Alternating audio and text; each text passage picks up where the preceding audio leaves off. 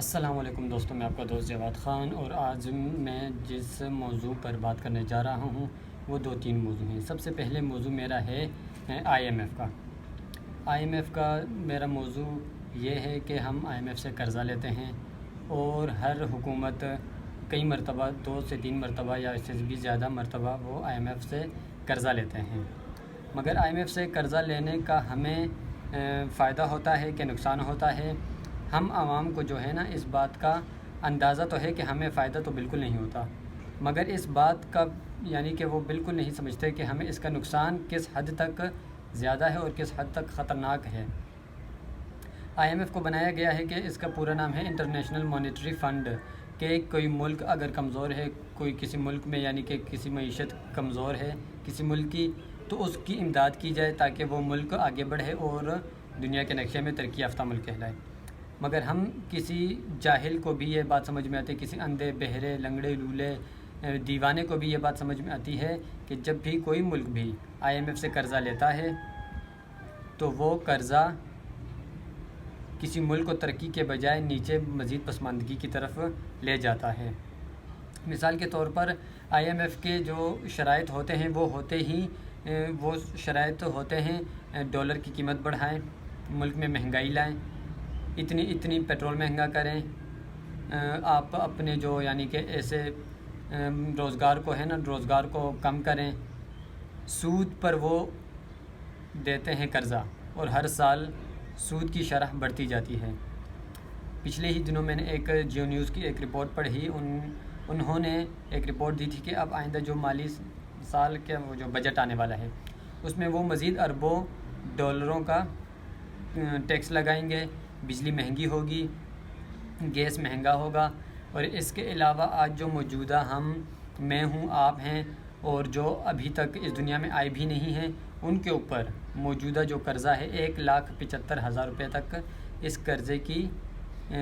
قدر بڑھ گئی ہے، یعنی کہ مقدار بڑھے گی 1,75,000۔ ہم جب چھوٹے تھے تو سنتے تھے کہ 20,000 25,000، پھر ایسا آہستہ وہ بڑھتا گیا، مگر آج جو صورتحال ہے وہ یہ ہے کہ 1,75,000 ہر چھوٹا بڑا دیوانہ پاگل مینٹل جو بھی ہے وہ 1,75,000 کا مقروض ہے۔ اور یہ قرضہ ایک تو ہوتا ہے کہ چلو اب اتنا قرضہ ہے، آئندہ سال یہ کم ہوگا، پھر اس سے سال آئندہ مزید کم ہو جائے گا، یہ کم ہونے کا نام نہیں لے رہا، کیونکہ جب سود پر ایک قرضہ دیتا ہے کوئی ملک اور وہ بھی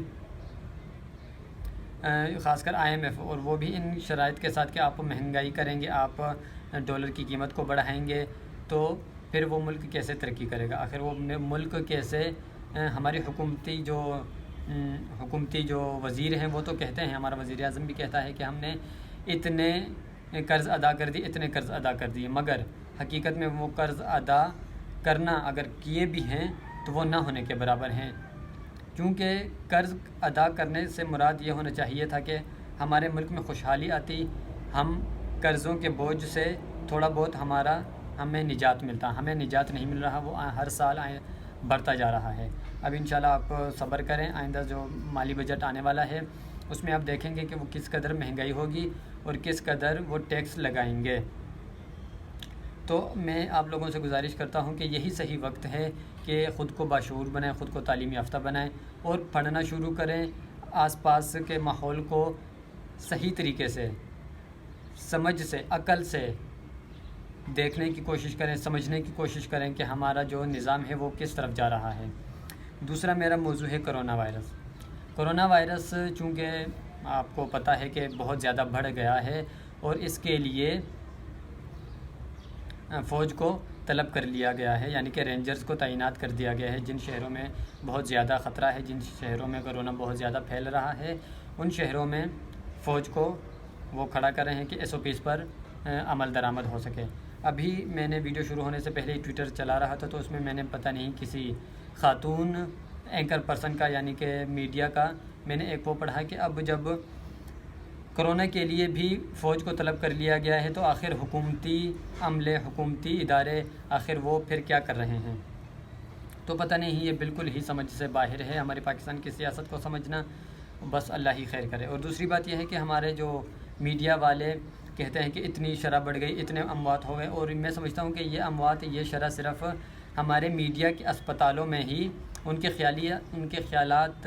ہی میں یہ ہسپتال موجود ہیں، اور ان ہسپتالوں میں یہ سب اتنی تعداد میں اموات ہو رہی ہیں۔ یہ تو ویسے بھی آج کل کا جو موسم ہے، یہ تو ویسے بھی اس میں نزلہ، زکام، کھانسی ہر بچے کو، ہر بڑے کو، ہر بوڑھے کو اس موسم میں یہ ہوتا ہے، اور آج سے نہیں ہو رہا ہے، یہ جب سے دنیا بنی ہے۔ تو جب بھی موسم تبدیل ہوتا ہے، گرمی سے سردی ہوتی ہے یا پھر سردی سے گرمی ہوتی ہے، تو ان موسموں میں نزلہ، کھانسی، زکام، بخار، یہ چیزیں معمولی چیزیں ہیں۔ ہر چھوٹے سے چھوٹا کلینک بھی ان موسموں میں بھرا پڑا ہوتا ہے۔ اس کا مطلب یہ نہیں ہے کہ یہ کرونا ہے، مسئلہ اب یہ ہے کہ صرف اس کے ساتھ کرونا کا لفظ لگ گیا ہے۔ اور کرونا جو ہے، میں سمجھتا ہوں کہ صرف اگر ہوتا تو کم از کم ہم کاروبار کرتے ہیں، بہت سارے ایسے ہمارے بڑے ہیں، ہمارے رشتہ دار ہیں، ہمارے محلے والے ہیں، کسی ایک نے تو اپنی آنکھوں سے دیکھا ہوگا کہ واقعی میں یہ کرونا سے مرا ہے، کرونا وبا سے اس کو لگا ہے، مگر ایسا کچھ بھی نہیں ہے۔ یہ صرف اور صرف ہمارے میڈیا کے جو ان کے جو پٹے نیچے پٹے چل رہے ہوتے ہیں، یہ وہی ہسپتال ہیں، اور انہی کے وہ ہسپتال ہیں جن میں اتنے اموات اور اتنے مریض بڑھ رہے ہیں۔ اس کے بعد ہمارا ایک اور بھی ٹرینڈ بھائی نیا چلا ہے، وہ ٹرینڈ یہ چلا ہے کہ ہندوستان سے، انڈیا سے ہم جو ہے نا، آپ دیکھ رہے ہیں کہ مجھے بھی روزے ہیں اور مجھے بھی زکام ہے، اور یہ زکام مجھے تقریباً مہینہ ہو گیا ہے، اور ہے۔ اس سے پہلے بھی سردیوں میں بھی تھا، گرمیوں میں بھی تھا، تو یہ پتہ نہیں کیوں اس کو کرونا کا نام دے دیا گیا ہے، یہ سمجھ سے باہر ہے۔ تو میں بات کر رہا تھا کہ انڈیا سے اب یہ ٹرینڈ چلا ہے کہ ہم اعلیٰ ظرفی کا ثبوت دیں اور انڈیا سے ہمدردی کا اظہار کریں۔ پتہ نہیں کیسے یہ لوگ کہہ سکتے ہیں کہ ہم اعلیٰ ظرفی کا ثبوت دیں، جب کشمیر میں اتنے وہ ظلم کر رہے ہیں، ابھی تک کر رہے ہیں اور کرتے چلے آ رہے ہیں، اس وقت کوئی بھی نہیں بولتا۔ آج کل کے دور میں جو ہمارے کرکٹر، ہمارے ایکٹرز، ہمارے نیوز والے انڈیا سے بہت ہی ہمدردی کر رہے ہیں کہ وہاں پہ وہ بہت ہی تباہی پھیلی ہوئی ہے، بہت ہی تباہی مچی ہوئی ہے، تو ان سے امداد بھی کی جائے، ان سے اظہار یکجہتی اور ان سے اظہار یعنی کہ ان سے اظہار کیا جائے کہ ہم آپ کے ساتھ ہیں، اور آپ کے یعنی کہ جو آپ کا ماحول بنا ہے اس پر ہمیں تشویش ہے۔ ہمیں فلسطین کے مسلمانوں کے حالات پر تشویش نہیں ہو رہی، ہمیں افغانستان کے مسلمانوں کے جو ان پر مظالم ٹوٹے تھے ان کے اوپر وہ جو ہمیں تشویش نہیں ہو رہی تھی۔ ہمیں کشمیر پر صرف اتنے ہی تشویش ہوتا ہے کہ ہم کہتے ہیں کہ اتنے ان کے کرفیو کو اتنے دن گزر گئے، 1 سال ہو گیا، بس اس سے زیادہ ہماری تشویش نہیں ہوتی۔ ہمیں کیوں آخر برما کے مسلمانوں کی جو آہ و بقا ہے، ان کی آہیں ہیں، ان کے آنسو ہیں، ان کے متعلق تشویش نہیں ہوتی۔ ہمارے ایکٹرز، ہمارے کرکٹرز، ہمارے نیوز والے کیوں ان کے اوپر بات نہیں کرتے، کیوں ایسی باتیں کرتے ہیں؟ ان پر بھی اگر ہماری میڈیا اور یہ لوگ باتیں کرتے ہیں تو سرسری بات کرتے ہیں، جس سے بس یہ تاثر پھیلا جائے کہ ہاں ہم نے ایک بات تھی وہ کہہ دی، ہم آزاد ہو گئے۔ نہیں، ایسا نہیں ہونا چاہیے۔ ہم مسلمان ہیں، اور مسلمان جہاں پر بھی ہیں، فلسطین میں ہیں، برما میں ہیں، کشمیر میں ہیں، اس کے علاوہ اور بھی ایسے ممالک ہیں جہاں پر مسلمانوں پر ظلم و ستم ہوتا ہے، ہم ان کے خلاف، ان لوگوں کے خلاف آواز اٹھائیں اور ان مسلمانوں کے ساتھ اظہار یکجہتی کریں، تو پھر ہمیں اعلیٰ ظرفی کا دینے کا ثبوت دیں گے، اور پھر ہم اعلیٰ ظرف لوگ کہلائیں گے۔ یہ جو آج کل ہم کہہ رہے ہیں کہ بھارت سے ہم وہ کر رہے ہیں، یعنی کہ اظہار کر رہے ہیں کہ ہم آپ لوگوں کے ساتھ ہیں اس تشویشناک حالات میں، یہ اصل میں ہمیں جو آج کل کے ہمارے جو یونیورسٹی تعلیم دے رہی ہے، ہمارا جو مغربی تعلیمی نظام ہے، یہ اسی کا نتیجہ ہے کہ ہم تو ناجائز چیز پر ہم اظہار خیال کر سکتے ہیں، ان کے اوپر تشویش کر سکتے ہیں، ان کے اوپر افسوس کر سکتے ہیں، مگر جو حق کی بات ہے اس کو کہنا ہی ہم غلط سمجھتے ہیں۔ حق بات کو کہنا ہی ہمیں سمجھ میں ہی نہیں آتا کہ ہم حق بات کہیں تو کیوں کہیں،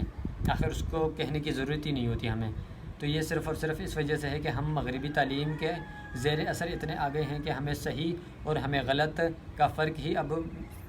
محسوس نہیں ہوتا کہ ہم آخر کیا چیز غلط ہے، کیا چیز صحیح ہے۔ تو آپ لوگوں سے میری ہر ویڈیو، اگر آپ لوگوں نے میری پچھلے ویڈیوز دیکھے ہیں تو اس میں ہر ویڈیو میں آپ لوگوں سے یہی گزارش کرتا ہوں کہ آپ آخر اب نہیں جاگیں گے تو ہم کب جاگیں گے؟ ہم آخر اب خود کو نہیں بدلیں گے تو کب بدلیں گے؟ اس ملک میں ہمیں تعلیم کی جتنی ضرورت آج کے وقت میں ہے اس سے پہلے کبھی نہیں تھا۔ ہمیں چاہیے کہ ہم سب سے پہلے قرآن مجید کو پڑھنا شروع کریں، ترجمے کے ساتھ، بغیر ترجمے کے، جس طرح بھی ہو، جتنا بھی پڑھ سکے ہم ڈیلی پڑھنا شروع کریں۔ اس کے بعد ہم اپنے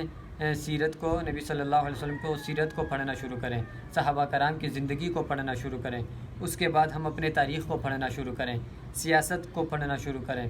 تو تب جا کر آپ دیکھیں گے کہ آپ کو حقیقت میں ایسے دروازے آپ کو کھلے نظر آئیں گے، اس سے پہلے آپ کو کبھی نظر نہیں آئیں گے۔ مگر اس کے لیے شرط یہ ہے کہ آپ کو خود کو بدلنا ہے، آپ خود کو پڑھنا شروع کریں گے، آپ خود سے پڑھنا شروع کریں گے تو ہی ہم کامیاب لوگ کہلائیں گے، کامیابی کی طرف جائیں گے، اور ہمیں غلط اور صحیح میں فرق نظر آئے گا، اور ہم باشعور بن سکیں گے، اور ہمیں کوئی بھی پھر گمراہی میں مبتلا نہیں کر سکے گا۔ تو امید کرتا ہوں کہ میرا یہ پیغام آپ لوگوں کو پسند آیا ہوگا، اور اگر میرا یہ پیغام آپ لوگوں کو پسند آیا ہے تو شیئر کریں، سبسکرائب کریں، بیل آئیکن پر کلک کریں تاکہ میری ہر ویڈیو آپ لوگوں کو بر وقت پہنچتی رہے۔ اور کمنٹ سیکشن میں اپنے اظہار کا بھی، اپنے خیالات کا اظہار بھی کر سکتے ہیں، اور سبسکرائب کریں اور لازمی سبسکرائب کریں۔ تو آج کے لیے بس اتنا ہی، ملاقات ہوگی انشاءاللہ اگلی ویڈیو میں۔